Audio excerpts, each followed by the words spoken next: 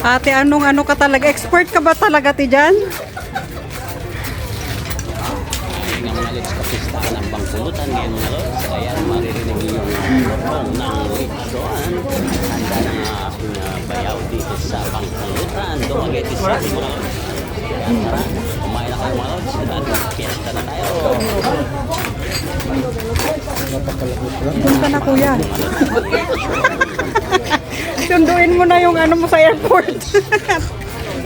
Kapistahan ng Bangkulutan. Dumaguete City. Kung malapit kayo dito, pumunta na kayo mga lods. Sa bahay ng aking bayaw, Roberto Menda. Supportan niyo mga lods. Ayan, kumakain na tayo. Kain kayo mga lods. Kain tayo dyan. Kain. Yan mga lods yung handa ng bayaw. Yan mga lods yung baka. Sari-saring po tayo mga lods. Tapos may lechon dahil fiesta. Ayan. Kaya kung gusto nyo pumunta mga lods, punta na kayo dito.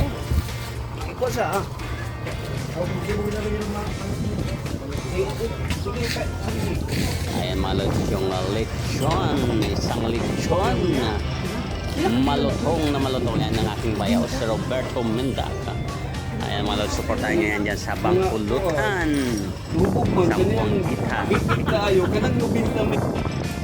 Yan, syempre pagkatapos ng kapistahan mga lods, ipapakita naman mga lods sa inyong dami ng bunga ng kanyang manggahan. Manggahan dyan mga lods, napakarami. Ayan mga lods, may hinog na yan.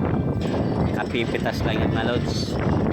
Kaya kung gusto nyo mapanood mga lods, i-share nyo na ito. Ang dami nilang bunga ng mangga.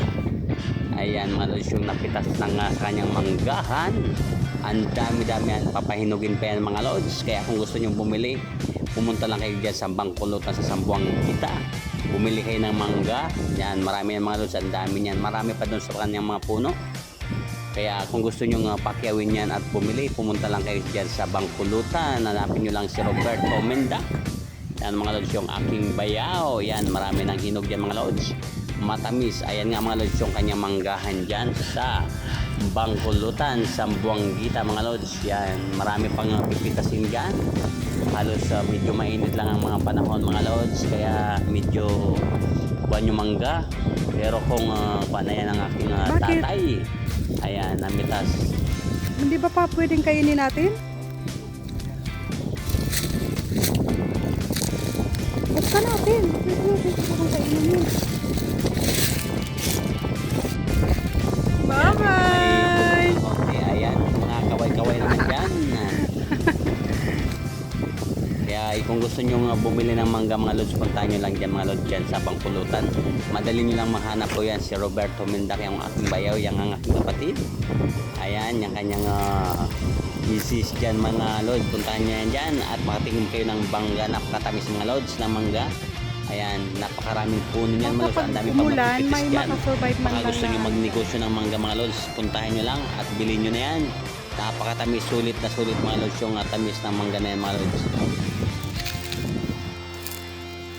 Ayan nga mga lods, yung tatay ko talagang gustong gusto niya kuhain yung manggahan. Ayan, medyo may kainitan ng mga lods.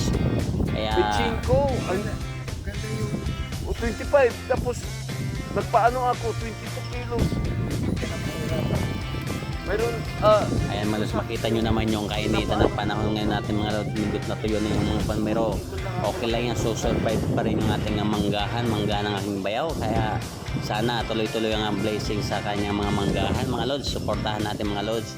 Sana mas marami pang maging bunga yung kanyang mga mangga at marami pa yung kanyang maging produkto mga lods. At may bahagi dyan sa Dumaguete.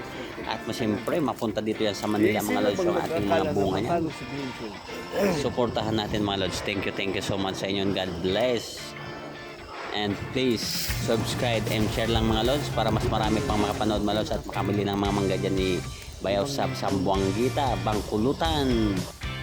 Yan, thank you so much mga lods and God bless sa inyo yung aking kapatid. Yan, ang kapatid ko yan siyempre yan ang asawa ng aking bayaw. Thank you so much. God bless.